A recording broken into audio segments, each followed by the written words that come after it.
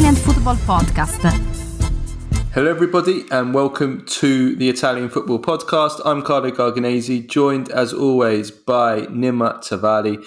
And on today's show, we will review matchday 7 of Serie A as the race at the top really heats up. Lautaro Martinez makes history by scoring 4 goals as a substitute for Inter against Salernitana.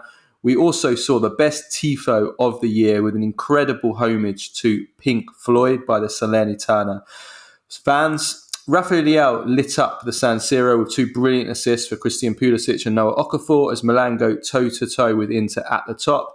And in the process, they deepen Lazio's crisis. What has gone wrong for Lazio this season? We'll look into that. Napoli have had a brilliant week on the pitch, not so much off it. Another 4-goal win, this time against Lecce.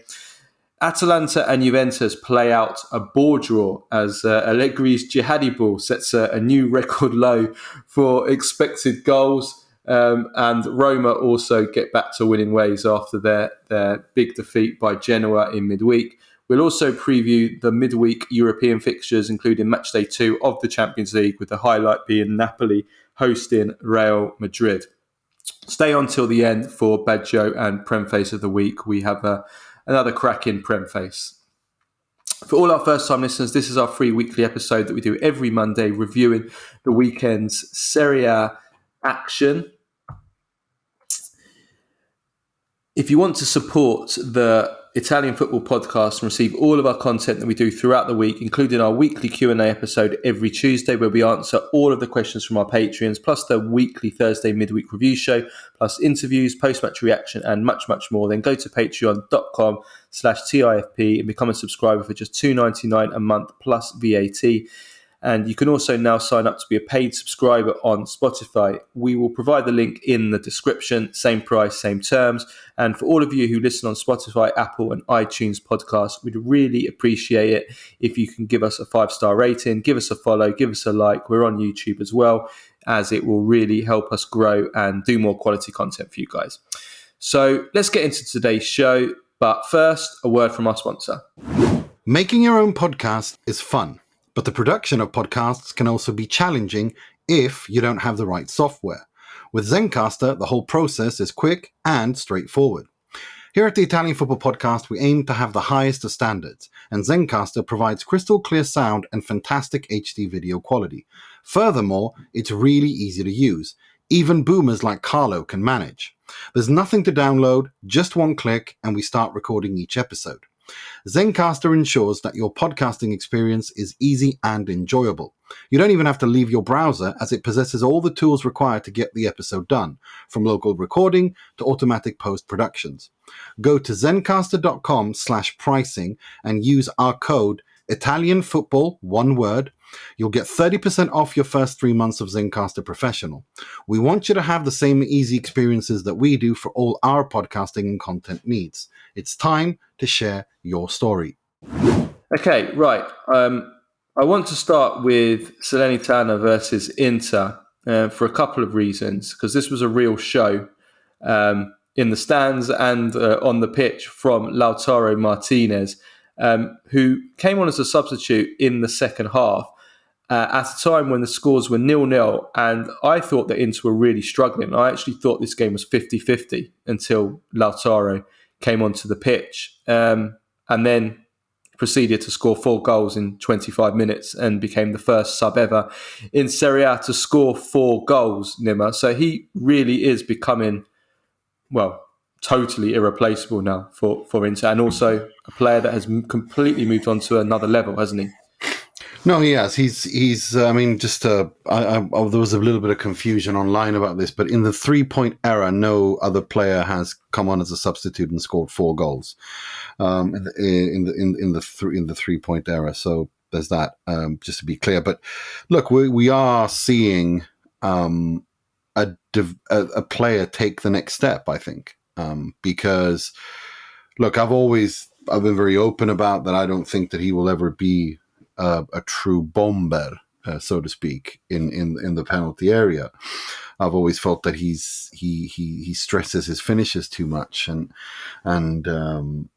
he misses a little bit too much. But this season, look, He scored 10 goals in 8 games for Inter. That's an unbelievable start. And he's looking sharper with that killer instinct that I've always said I missed in him and wondered if he questioned whether he has it. I remember in Inzaghi's first season, towards the end, he started looking like it.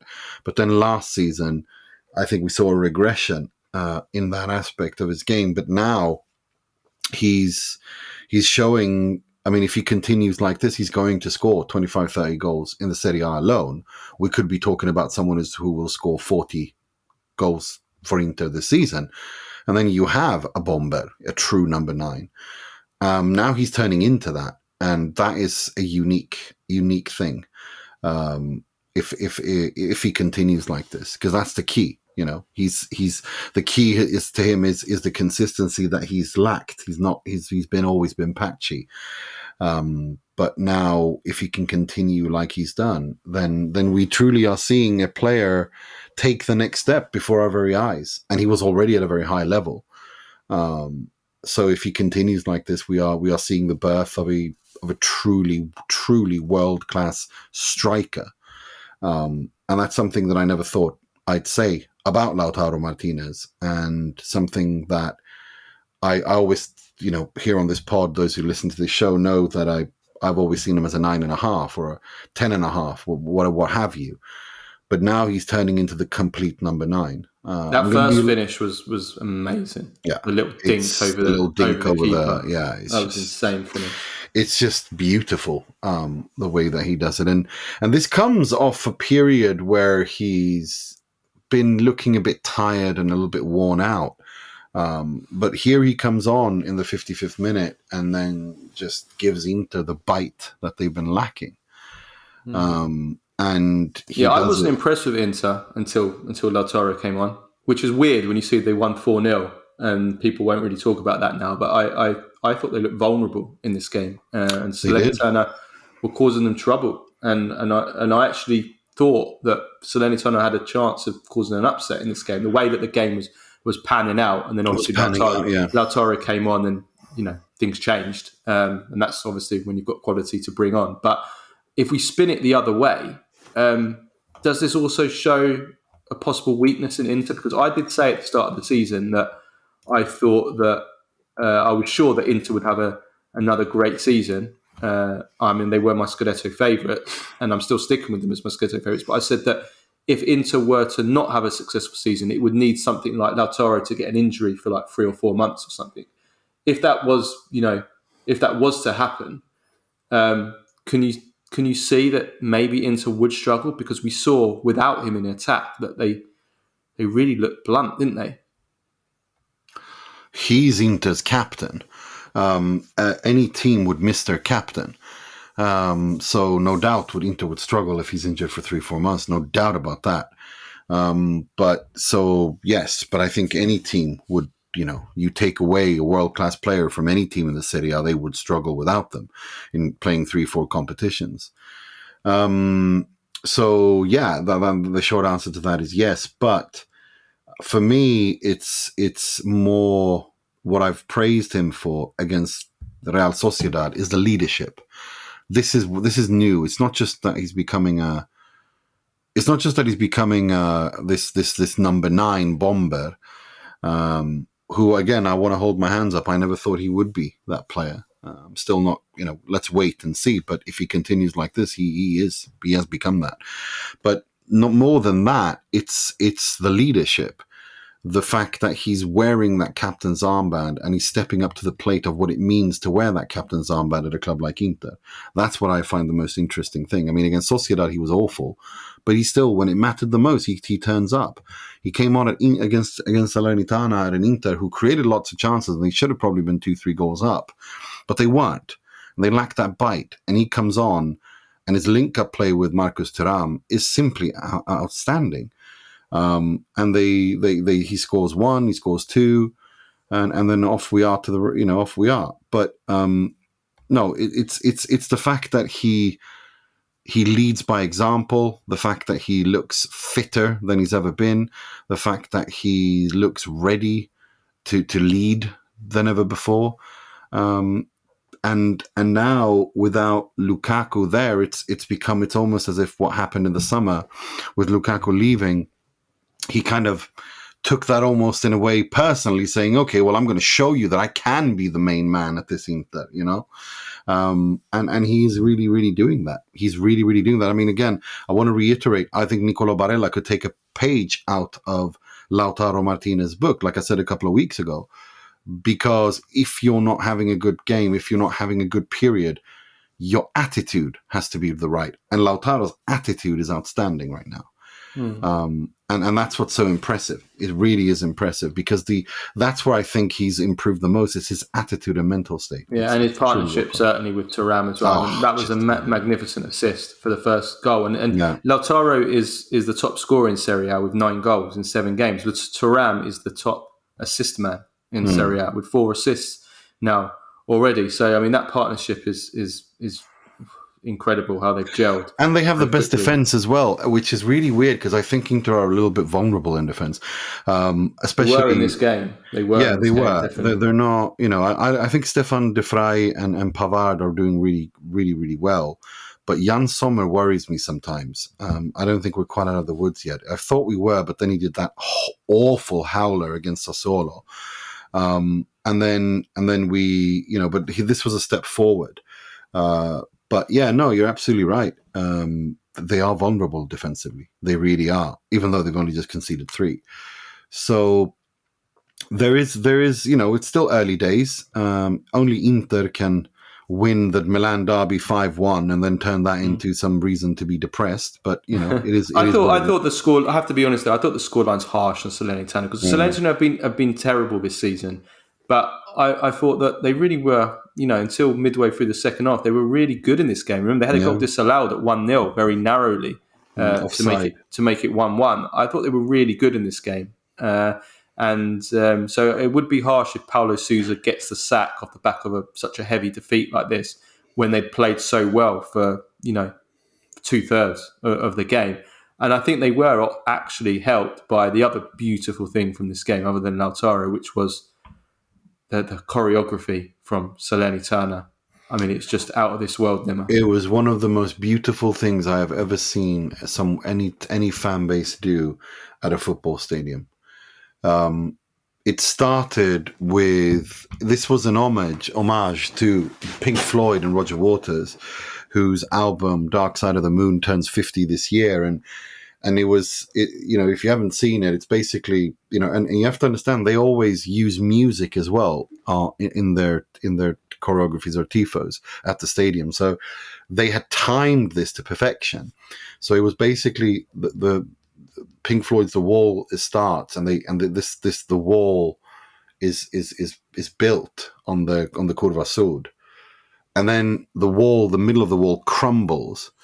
And a triangle proceeds to come out. And if you've seen the cover of the album Dark Side of the Moon, that's what happens. It's a triangle with a light that breaks through the prism, and it turns. Because when you break white light, you have all the colors of the rainbow there. Yeah, and then in there it says something along the lines of in Italian says, "For those of us who've always been here."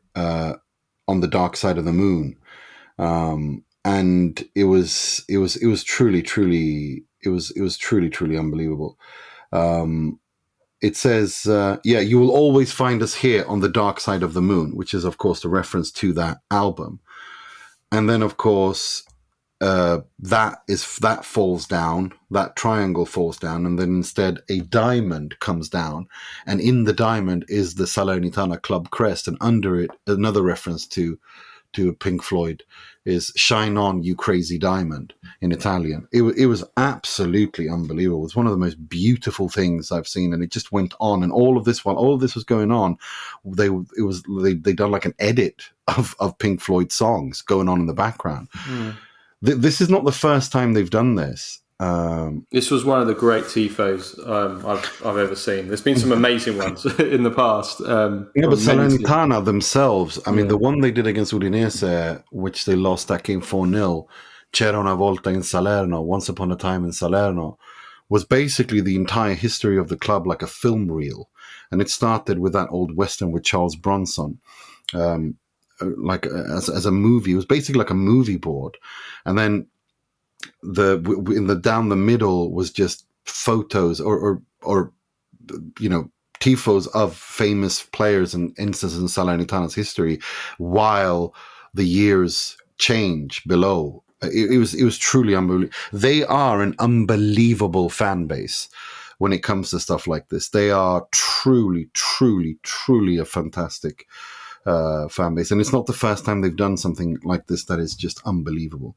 What pissed me off though the most, or the only thing that pissed me off, is how the hell can you have this? You know that you have this for free. No other, no football league in Europe has anything that comes close to this. And you as a TV producer or the rights holder don't film this and broadcast this and share this on social media and push it out, because this is uniquely a beautiful aspect of Italian football. This plays to your strength. Serie A didn't do anything until today and put out a weird tweet about rent-free. Yeah, it's insane.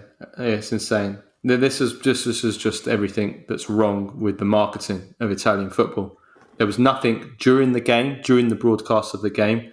You wouldn't have even known that this had happened if it wasn't for one of our patrons that was at the game that filmed it, and then you posted it all over social media. Well, I was losing my mind over it because I saw it on TV and it just blew me away. Like, it literally blew me away. And I was just tweeting about it. And Mike Guerrieri, who's one of our patrons, said, no, I'm at the game. I'll send you the video afterwards. Like, thank you. And then afterwards he sent it to me and tagged me. I was like, can I share this? And he's like, of course you can.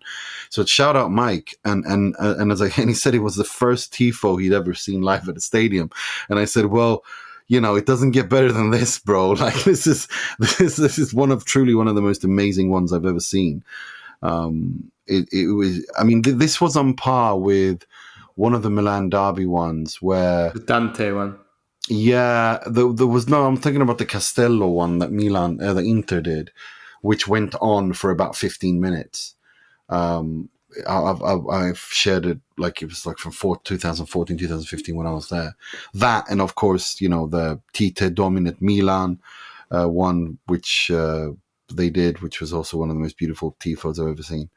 But no, I mean, this is part of Italian football culture, and it's one of the most beautiful aspects of Italian football culture, and the fact that the Serie A lacks the foresight to understand that, and to push on this. But it was nothing on social media until, like, we were complaining and moaning about it on Twitter about why they're not doing anything about it, and then eventually they did. Like, about a few hours after that, they did something belatedly, and it was so badly executed. It was just a few photos, no video, with the weirdest caption ever, which I still don't understand. Which was "rent free" was the caption. Which I still don't understand what the hell that even means. Rent free. What they mean is that this tifo lives rent free in our heads, is what they're referring to. I still don't understand it, but yeah, okay, if you say so. But that's what they mean. But like, I'm not saying I agree with it. It's ridiculous. But okay, fair enough. But I mean, this is what I mean. I mean, this should be plastered all over social media. It should be going viral all over the world. This is Italian football. I mean, it's the perfect promotion of Italian football, isn't it? The beauty of Italian football. What is unique with the culture of Italian football? The way to attract people to Italian football. They don't even do anything with it at all. Instead, they're posting stuff on social media about average apex height and a meme about Taylor Swift and a meme about bagging tens at a party. Oh my God, I died inside. This is the stuff that they're putting on their social media feed while they've got a piece of art, an absolute masterpiece. It is art. This was one of the most beautiful things I've ever seen. I mean, people who aren't even interested in football have seen it and contacted me when I shared it on my social media and said, "What in God's name was this?" And were completely blown away. And it was truly, truly, truly unbelievable. It was genuinely unbelievable. It's, and this was just, again, so this is a provincial side. This is a provincial side in just, outside of Naples, in the south of Italy, whose fan base does this time and time again. They are unbelievable when it comes to these things. They have, the one they did for a fistful of dollars as well. It's just, they are Salernitana's Curva. They are known in Italy for being such an unbelievable tifoseria. They really are. They really are unbelievable. Amazing. Okay, let's move on to Milan then, because they are level with Inter at the top of Serie A after they beat Lazio 2-0 on Saturday, when what I thought was a really mature Milan performance. They weren't gung-ho like they were against Inter, or like, for example, Napoli were when they played against Lazio, in which case in both times they got picked off on the transitions. They were measured. I think they wore Lazio down and still eventually created lots of chances while conceding really virtually nothing. And that's shown by the number of chances in the game, and the XG was Milan 2.04 XG to 0.47 XG for Lazio. I thought it was a very, very mature performance. They were in control of the game in both phases. In the attack, when they wanted to put their foot on the accelerator, they did, but they were always controlled with it. And I think that's a good sign for Milan. It shows that they are the team's gaining experience, and they know when to push, when to hold. I thought they were excellent, but at the same time, it was the difference maker himself, Rafael Leao, who really did make the difference. I think in this game, he got 2 assists, brilliant assists for both goals, for Pulisic, for an even better assist for Okafor for the second goal. Brilliant performance from Leao, and I thought this was why Leao is probably given those special privileges that Arrigo Sacchi was complaining about, and he really did make the difference in this game, I think.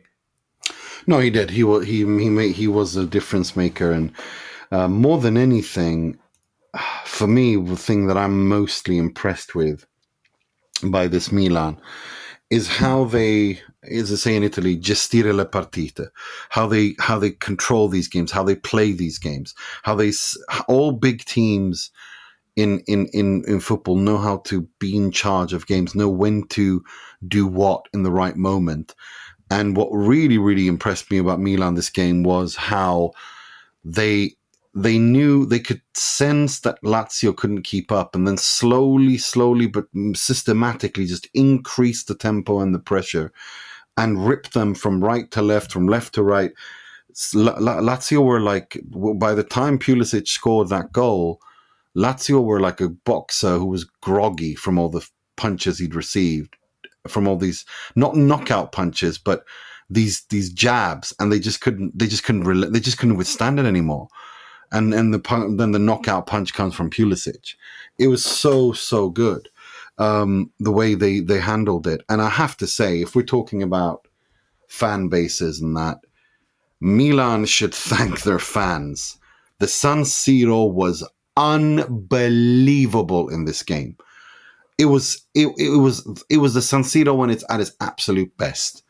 The sound, the noise level was just deafening. You could tell that, and it was imposing, and it was just, it really, it helped Milan's players grow a few inches. Every single player grew from that support. It was truly unbelievable to see that. It's that stadium still, when it's packed, and that crowd, whether it's Inter or Milan, because the Milanese are a special breed when they go to the stadium, but when they're in a good mood, when they're enjoying themselves, they unleash an atmosphere that nothing in the world comes close to. No football ground in the world comes close to that. The noise level, the atmosphere, the vibe they create, it was truly unbelievable. And then, of course, with Pulisic doing that, Yassin Adli, who I thought was outstanding again, losing his mind the way he did. And then, of course, Leao again, for the Okafor goal, which was unbelievable. No. It's this Milan is the real. They're looking like they're sending out messages, because you have to remember They were completely demolished by Inter a few weeks ago. They were ripped apart. To come back after that and give that performance that they did against Newcastle, where they didn't win even though they deserved to, and to come back and win and then give this performance against Lazio and not give them a chance, that's impressive. That's nothing but impressive. And you have to, again, Stefano Pioli, this man has more lives than a Cheshire cat. Ding ding. Yeah, no, I thought they were really good. I thought there was a lot of collectively very good, but individually lots of really good performances. Leao, of course, man of the match. Pulisic, Reinders, very impressive. Very impressive Reinders. He's a very unique player to watch. I'm really looking forward to seeing more of him. The way that the ball sticks to his feet when he dribbles forward is so unique. He reminds me a little bit, not as an overall player, but just in the way that he makes those little surges forward over 5 yards of kind of Frankie de Jong and Mateo Kovacic. It's just kind of like how he floats with the ball. And he looks so comfortable with the ball, doesn't he? Yeah, he does. It just looks natural. I'm not saying he's at their level. It's way too early to say that. But there is something about him. There's an X factor about him. So I think there's a player that can definitely be developed. He has something unique about him, and I thought he was outstanding in this game. But I have to say, for me, Yassin Adli, who I had last season in our preview, said I thought he was going to be the breakout star of the Serie A, and then obviously didn't get to play anything in the Serie A. But this season, he started really well, and I thought he was so good in this game. I thought he was so good.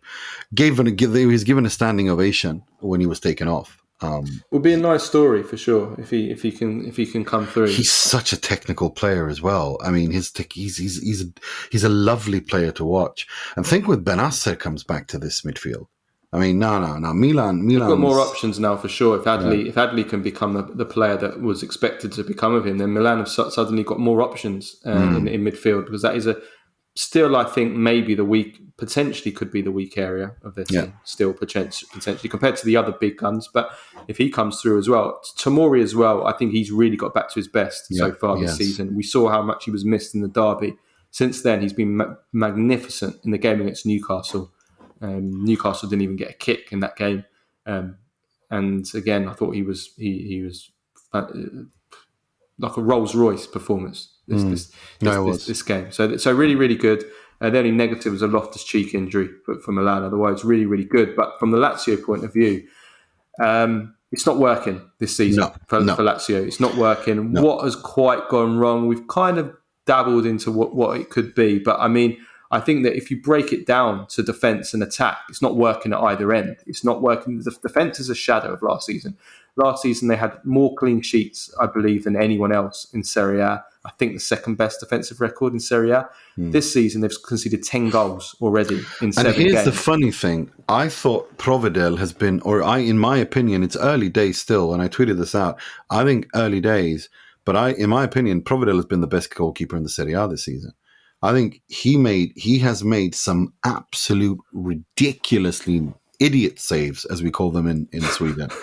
like these kind of these absurd saves where you're like, how the actual F did you do that? And he pulled up so many saves in this game as well. He kept Lazio in this game. It would have been over at halftime if it wasn't for Provedel. So that's that. I think he's better this season than he was last season. I think last season the defense was better, and he had howlers. This season he's the one holding this defense together, because they are all over the place. Yeah, they're all struggling. The whole defense is struggling, and certainly in the centre more than anything. Romagnoli and Casale were amazing last season. This season they're both really struggling. But it's not just the defense though. The attack, it's everything. The attack is blunt. The attack has been blunt this season. They created basically nothing in this game. Like I said, 0.47 XG. But the attack looks blunt with or without Immobile. It's not just an Immobile problem. The team seems to be lacking goals, not just from the attackers, but from all departments. And I think that there's a big reason for that is this. There's two players that have chipped in with so many goals. Immobile has guaranteed so many goals for so many seasons, but he's clearly in decline now. I think everybody can agree on that. He's approaching 34, so that's natural that he's not going to be the same player at 34 that he was at 30 or 28 or 26. So that's number one. And then also, Lazio have lost Milinkovic-Savic, and he if nothing else, he's a big loss in that he guaranteed so many goals a season. He would guarantee you, 7 to 10 goals at least a season, wouldn't he? And you take that out of your midfield. That's a big gap to fill in terms of goals. So when you lose Immobile and Milinkovic-Savic's guaranteed number of goals, somebody else, other players need to step up for these two, the two scoring holes that they're missing here. And so far this season, no one has stepped up for them, not to their level at all. So I think it's a very simple problem that Lazio have, but it's an obvious one for me. Those two, replacing Immobile, the Immobile at his peak, and replacing Milinkovic-Savic's goals. They haven't done that. Well, not just the goals. I think they just missed their general. They missed their sergeant in midfield. Milinkovic-Savic does so much more than just score goals. He creates goals. He assists goals. He wins battles. He's good in the air. He's a physical player. And he's a very technical player. I mean, he's a very complete midfielder. I mean, Milinkovic-Savic has played in every single three of those three midfield positions, and he's done so really, really well. Or out very well, I would say. So no, they miss him a lot. They really miss him a lot.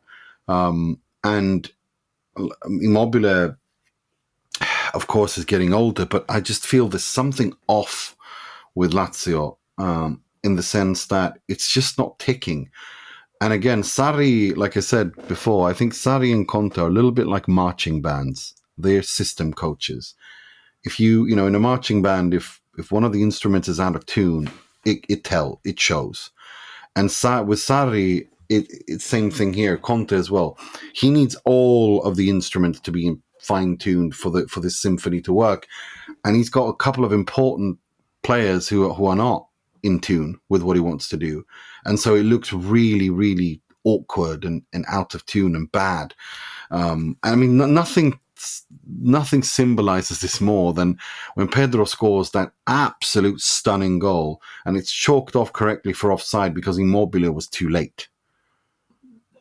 That just to me was just a microcosm of everything that's wrong with Lazio right now. That they are there is potential there, but everything has to be fine tuned for it to work. And right now, three very important pieces aren't working, and so the whole thing looks just. And I think Sarri recognises it as well. Yeah. You saw his comments at the end of the game, and that was telling. I think for me that he kind of realises that this is,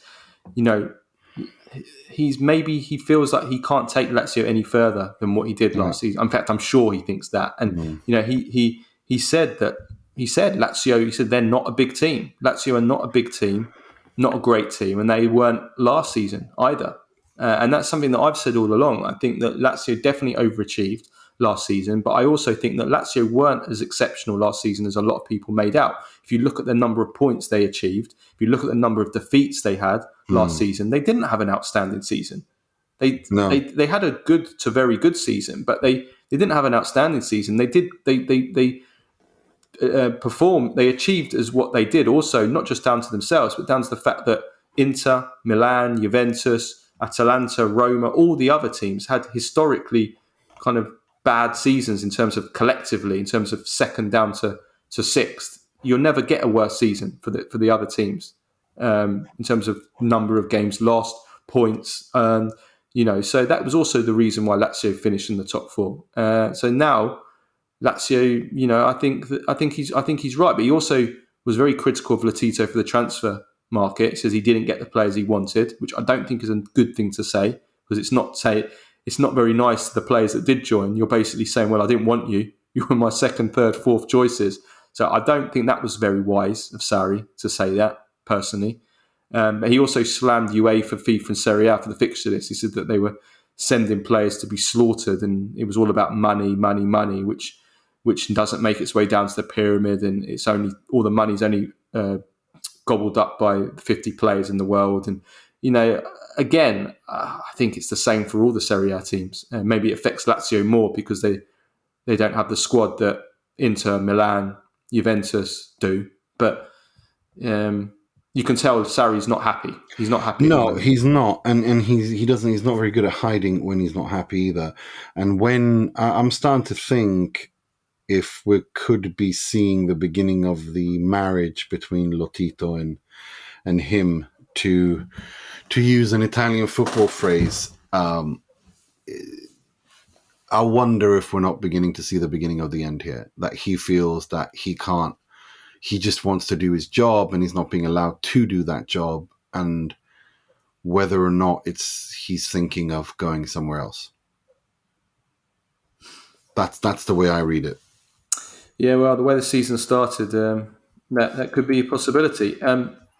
Let's move on to a coach who has repaired things, though, in the last week, on the pitch anyway, not so much off the pitch, because it's been utter chaos off the pitch for Napoli with TikTok Gate and Victor Osimhen. But on the pitch, it's been a very, very good week for Napoli. In fact, it's been 2 great performances in a week for Napoli. We have to be fair here. We've been very critical of Napoli so far this season, their performances and how bad they were and how it looked like Rudy Garcia had destroyed all the work in the space of a month that Spalletti had done.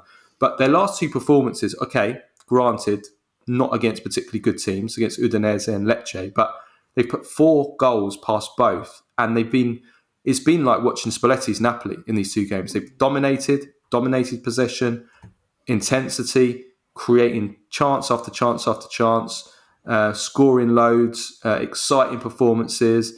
And, you have to say that I don't know what's happened. I suspect that the squad have come together with Garcia or without Garcia and said, look, we need to start playing the short passing game again. Enough of this long, direct passes. And I think it's been notable the last 2 games, the way that Napoli have been playing a lot more short, controlled football, working their way up the pitch, possession, much, much more possession in the game. And I think it was even telling with the quotes from Gaetano, who come on and scored and got an assist, which was a really nice story, that he actually said at the beginning of the season, we had some difficulties, but as soon as we started playing the ball on the ground, we became devastating, which I think was kind of telling. I think what they want to do is to combine between the two, the directness and the passing game. I think that's what that's the compromise I think they've agreed on. Because I don't think they just played the Spalletti game. I think they kind of combined both of those things. And I'm not sure. I think I saw something about Rudy Garcia say something like that as well. Getting the best out of what you've got and who you've got on the pitch and blah, blah, blah. But I also think it's got to do with the fact that Garcia has realized that his 2 starting defenders should be Nathan and Østigård. I thought they were brilliant together. I really, really think so, and I think Nathan is looking really good, and of course it doesn't hurt that Kvaratskhelia is scoring and looking as brilliant as he's ever been, and of course Victor Osimhen coming on at halftime and scoring again. But that's the best way to get out of a crisis, is to win and win emphatically. Nathan hasn't put a foot wrong so far since coming on, and he has made a difference in the defence. Okay, again, they're playing against 2 teams that really haven't offered that much in attack, but he has been faultless. So it's going to be interesting to see how he does, certainly in the Real Madrid game, because that will be a really good test for him. But it's been a good week for Napoli, and we have to say again, Kvaratskhelia, he's definitely back now. He was fantastic against Udinese, but he was sensational assist for the Osimhen goal. Brilliant carry, cut inside, and the ball to the back post. So Kvaratskhelia is looking great. Osimhen scored again. So all the stuff that's going off the pitch, a little bit of a muted celebration, but he thanked his teammates, and also he put out a statement on Sunday, in which he basically, kind of a strange statement, where he basically said that how much he loves Napoli, how good Naples have been to, how many friends he has in Naples, and how he won't let anybody from outside speak for him or try and come between the love that he has for Naples. So whether that's him repairing and putting closing the chapter of the TikTok stuff. The social media manager at Napoli has left as well. So maybe that could be a good sign for Osimhen and Napoli, that this is, I don't know, the end of that story. For Napoli fans, we hope that's the case. As for Lecce, this is why I said that it was stupid what they did against Juventus, rotating so much and playing so negative, because they've completely lost their rhythm now. They should have just carried on playing the way they've been playing, attacking in the first few games of the season. They lost this game badly. They got battered. And this is why I just think that when you're playing well, just keep playing. Just keep doing what you're doing well. I don't know. This is the bad side for me of Italian management, when you just change things unnecessarily and try and be too smart. Carry on what you're doing. Lecce were flying, then they went hyper negative against Juventus. They lost all their rhythm, and they got hammered in this game. I think that's on Baroni. I blame him for changing things. But anyway, they might have lost anyway, but I think they got it wrong.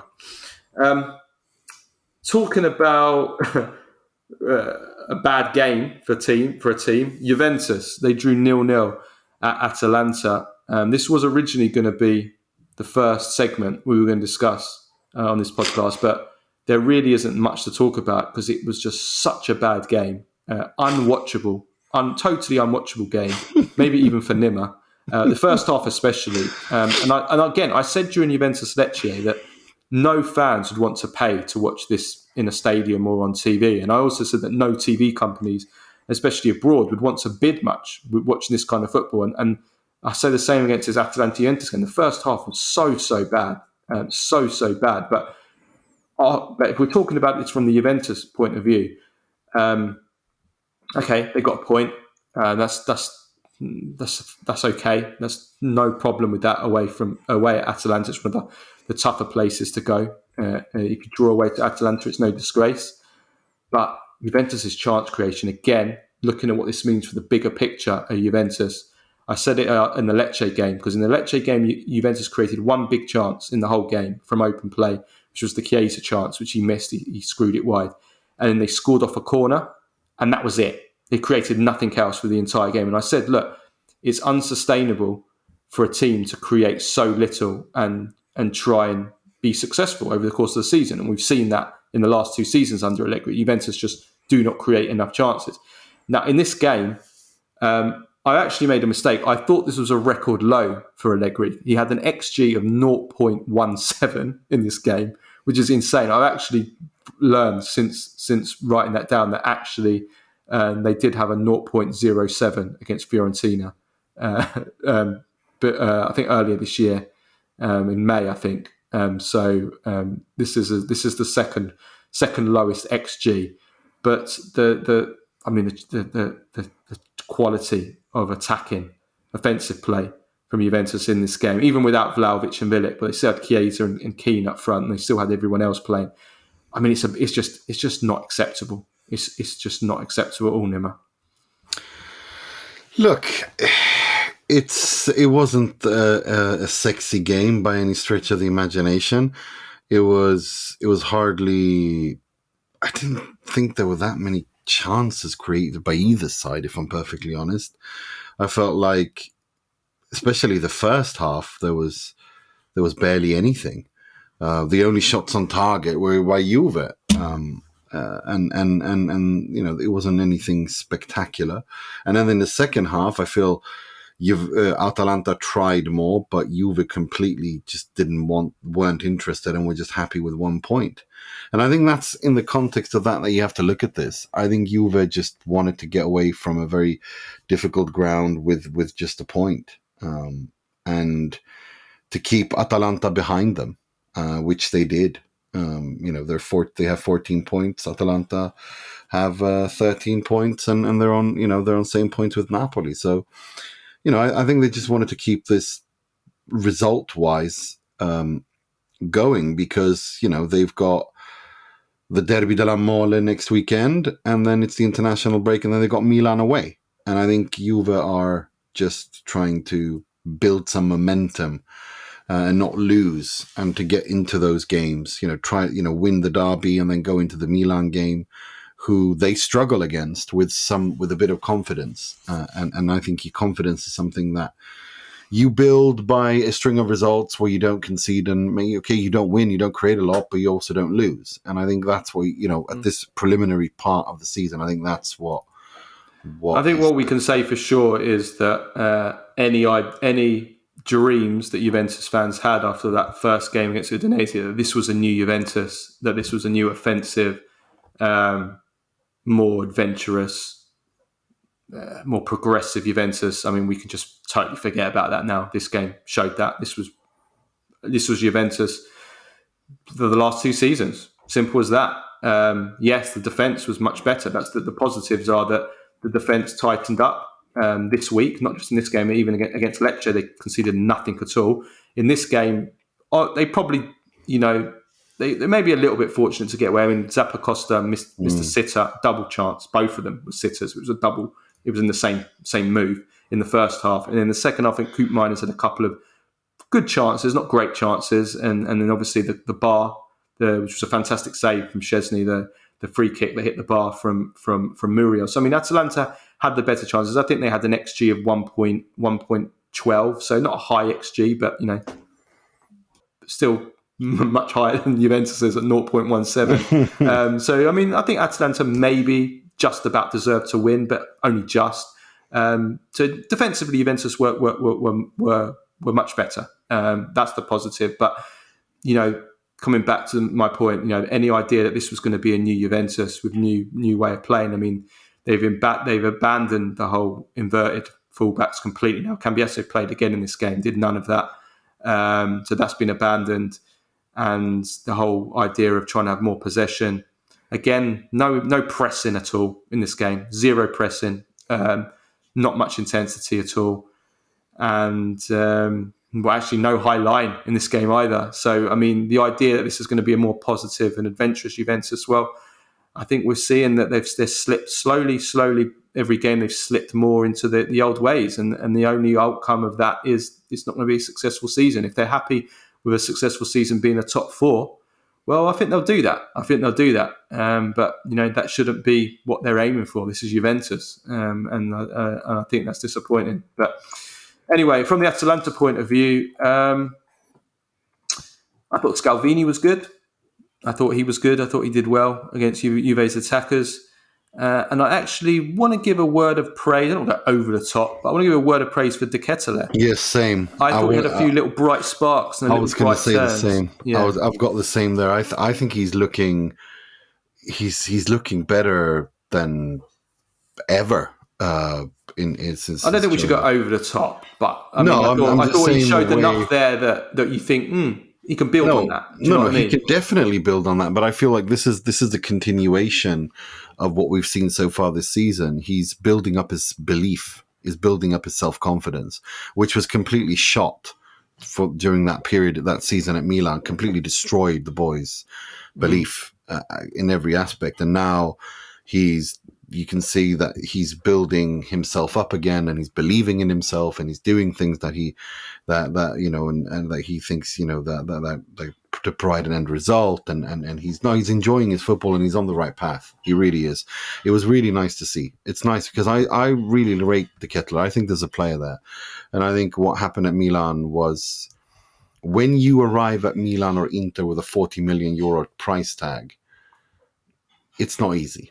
It's just not easy. And if you're the reason that they also didn't sign another player, or they didn't sign Colomwani, or do you know what I mean? Like when you're the reason they spent big on you and you turn out to be a giant dud, the San Siro crowd is unforgiving and very hard. And I think that got on top of him. And I'm glad that he's in Bergamo. I'm glad that he's at Atalanta, a club that's much more family oriented in that sense, and not as much pressure, and that he can play his football, and that he's surrounded by a coach who is, even if he's the most crankiest and not a very good people's person, he is a very good coach in getting players to develop. And developing players. Yeah, for sure. And the other note on Atalanta is they haven't conceded a goal at home yet in this season. And I know they had that aberration of a game defensively against Fiorentina. Both teams were an aberration defensively in that game. But apart from that, they've actually looked quite good defensively this season, which is kind of surprising. But it was again notable in this game. I mean, Juventus didn't threaten at all, and so yeah, that is something positive. I mean, it's not quite jihadi ball or terrorist ball, but it's a different Atalanta, isn't it? It's not the free flowing, all out gung ho Atalanta that we saw, during the COVID times when they were seconds away from the semi-final of the Champions League. It's absolutely not. It's a much more mature and controlled approach from Gasperini.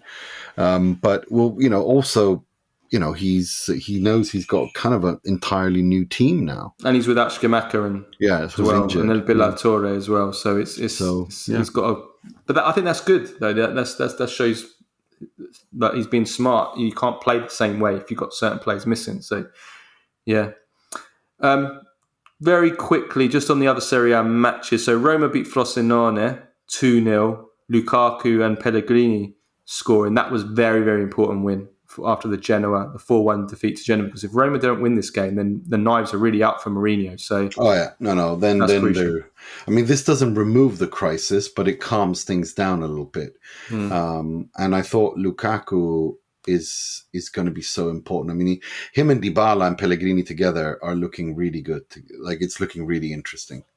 You see these little link ups and these little movements that they're starting to enjoy life with each other quite a bit. Yeah, so, we'll see if Mourinho can get that working consistently. That's my concern, as the Genoa game showed. The other Serie A matches: Bologna win 3-0 against Empoli, and hat-trick from Orsolini, a really nice hat-trick as well. So really, the first goal was beautiful, the way he flicked it up and then volleyed it. So Orsolini, and that means he's probably going to get another call-up for the Italy national team, isn't it? Bloody hell. And then Udinese 2, Genoa 2, which was a really, really exciting game. We'll come on to that in a second, because the other games on Monday are Sassuolo, Monza, Torino, Verona, Fiorentina, Cagliari. But the reason I mentioned about Genoa is Albert Gudmundsson scored 2 goals for Genoa against Udinese. And I want to do a little profile on him now, as we usually do. He's been one of the breakout stars of Serie A this season, maybe the breakout star of Serie A so far this season. He's been sensational in the first weeks of the season. He scored 4 goals already this season in all competitions.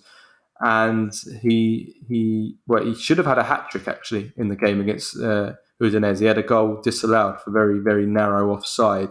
But his 2 goals is the first time ever in Serie A that a player from Iceland has scored more than 1 goal per game.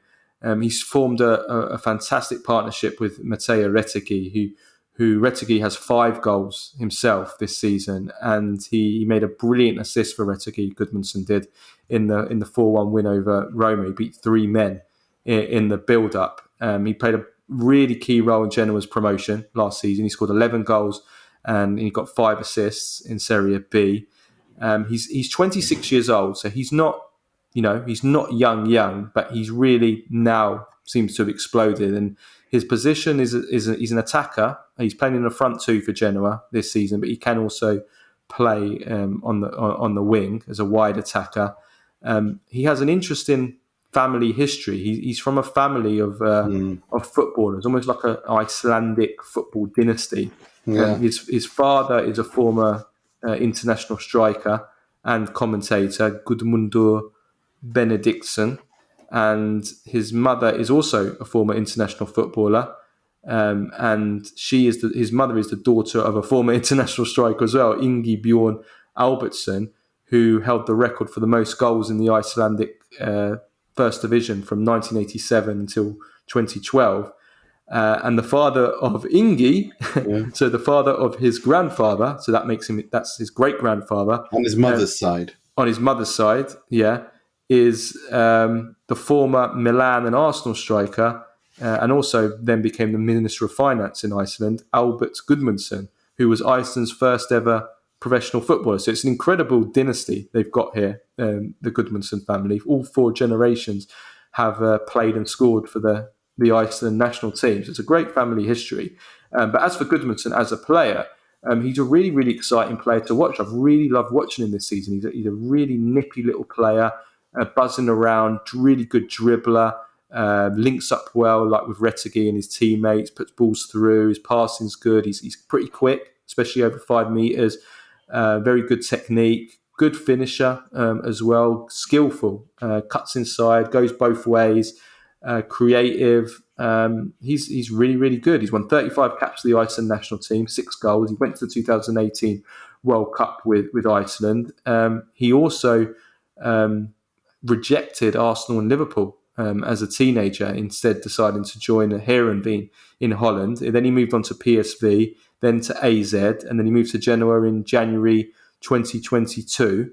And like I said, really was important for them getting up to Serie A, and now he's been fantastic in Serie A. So definitely a player to watch this season. Definitely a player that if he carries on playing the way he is, I think there'll be bigger teams looking at him, I think, in 2024.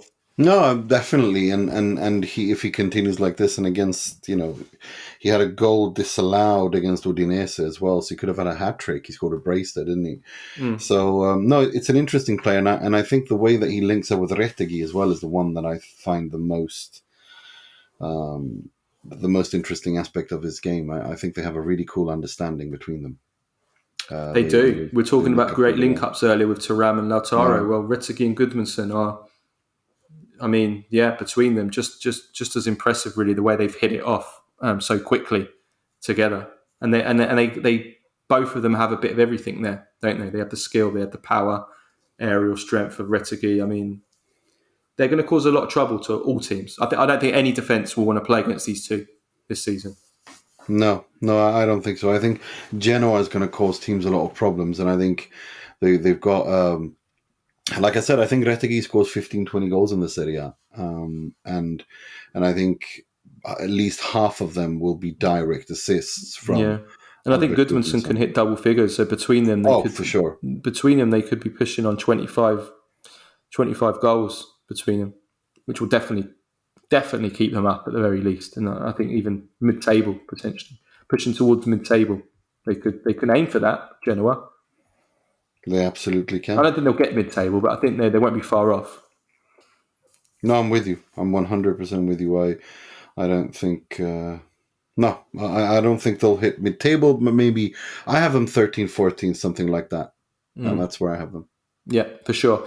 Okay, just before we do Baggio and Premface of the week, European fixtures this week. So we have some big games in the Champions League. We have Napoli against Real Madrid. Carlo Ancelotti returning to Naples, and that's going to be a really interesting game, isn't it, Nima? It's one which I would have probably favoured Real Madrid at this time last week, but now after watching Napoli really play well, I'm feeling a little bit more confident for them. And also, I'm not too hot on Real Madrid.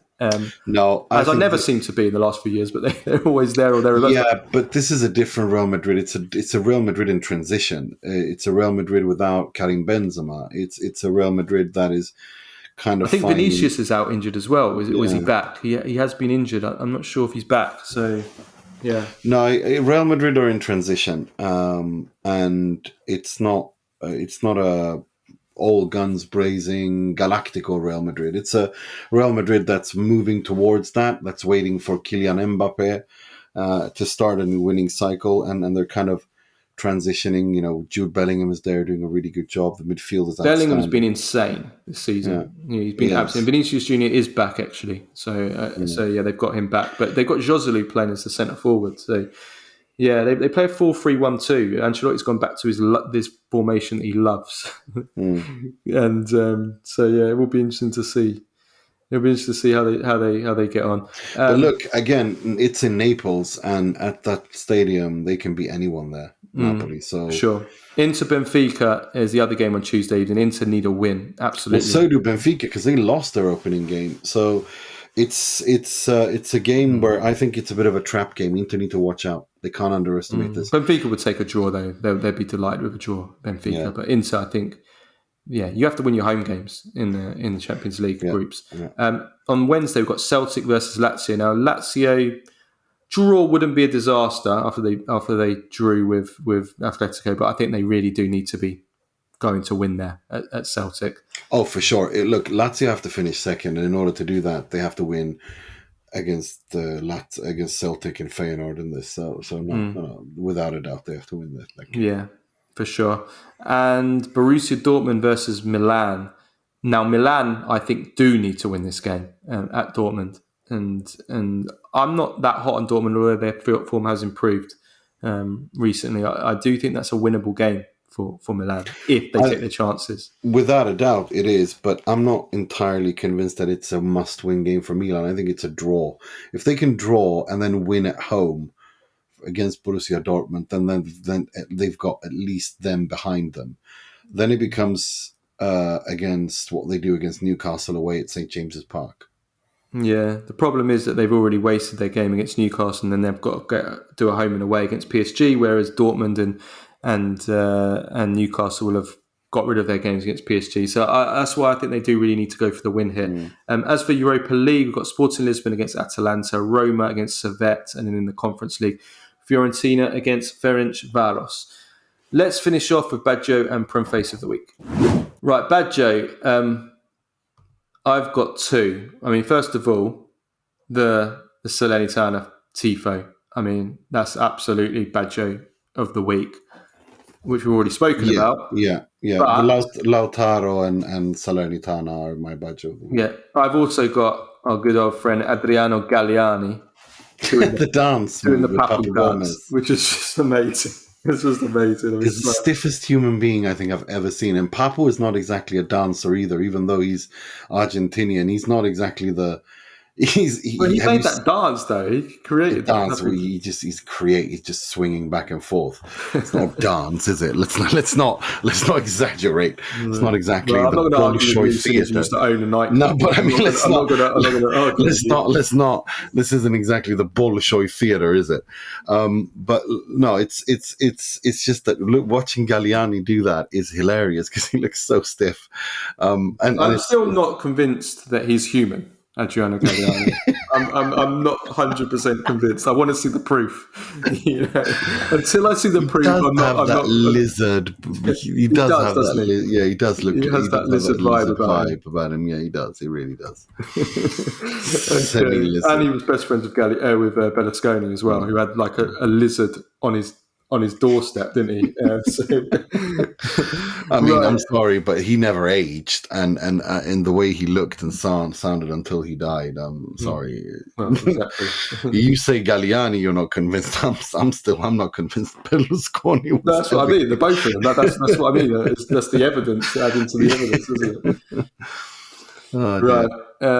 Premface of the week. Do you have any? No. I've not really. Well, I mean, there is one, and I know which one you're going to say because I think that's insane. Samuel, our Premface hunter, he's been sending a load through this week. Yeah, I saw someone say something about how they preferred Eden Hazard to Lionel Messi at the peak, and I my eyes rolled. Yeah, that was Samuel, our Premface hunter. My eyes rolled but he's so back into the back of my head that I don't even remember who said it, but it was one of the usual TalkSport people who said it. So, I mean, come on, it's getting ridiculous. To be expected. But yeah, my friend Dante, and I've had to give him a shout out because he says, make sure you give me a shout out if you use my Premface of the week. So I'm giving him a shout out. He sent me a WhatsApp during the Inter game against Salernitana, and he said that the TNT commentator said that Barella is not Premier League quality and lacks the physicality for the Premier League. And I didn't believe him. I did not believe it. So then I asked in a few other groups, like, was this really said? And everybody confirmed that this was actually said. And it's just like, just bizarre, isn't it? It's just like, why are you even commentating on this game if that's what you think? I mean, it's just like that makes no sense. Like, it's like you can criticize players, but can you at least criticize players you've actually watched play? I mean, it's just, that's my only thing. That evidently he hasn't watched Barella play. No. No, because you just haven't watched him. No, you haven't watched him. If that's what your conclusion is. If that's your conclusion, is you haven't watched him play, Or and that's don't fine. understand football. well, yeah, but I mean, at the same time, it's okay not to. No one can know every single player on earth. Like it's just no. not There's possible. no excuse for not knowing who Barella is. But You can't be a commentator and not know who Barella is. He won the Euros two years ago. Not just that. He's been one of the Europe's best midfielders for a couple of years now. I mean, you should know who the top Champions players League are. final. I mean, come on. You should know better. Yeah, it's as simple as that. And he quite literally is man-made for the Premier League with his energy levels and his running and his pressing and tenacity and how he gets stuck in and his transitional qualities and everything. Madness. It's insane, isn't it? It is. It really is. I thought it was a joke. I thought, no, this must be a wind-up. This must be a wind-up. And it doesn't. You don't usually expect it on like established players, because Barella's an established player. That's the thing. You know what I mean? It's usually a player that, doesn't have a reputation, a global reputation. That even though that most of the time they are already quite established, but they're not globally known. With Barella, this is everyone knows Nicola Barella. He's a globally known player who won the Euros and reached the Champions League final. He hasn't just played in Serie A. It's insane. It's so weird. Yeah. Okay. Right. Let's leave it at that. We'll be back on Tuesday for Q&A, and then Thursday for the Champions League review.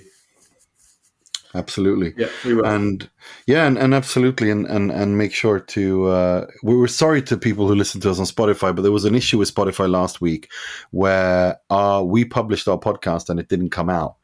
The free episode. The patrons got theirs on Spotify, but there was a problem. It wasn't just us. There was lots of podcasts who published their episode on Spotify normally, and it just didn't turn up. Mm. So they say that it's been fixed, or it was fixed about 24 hours later. Mm. But yeah, Nima had a very colourful description of the Spotify leader. It's not some sort of like foreign army. It's a company. Leader. It's 20 to 11. You talk about people like there's some sort of like Bond villain sitting there petting their cats. Most of them are. That's why. Oh dear. The Spotify leader. It's brilliant. Absolutely brilliant. Oh dear. Well, yeah. So anyway, the Spotify leader has fixed the problem with Spotify. So our pod should come up as soon as possible now that we publish it. Yeah. Okay. Right. Have a great week, everyone. We'll see you on Tuesday. Ciao, ciao.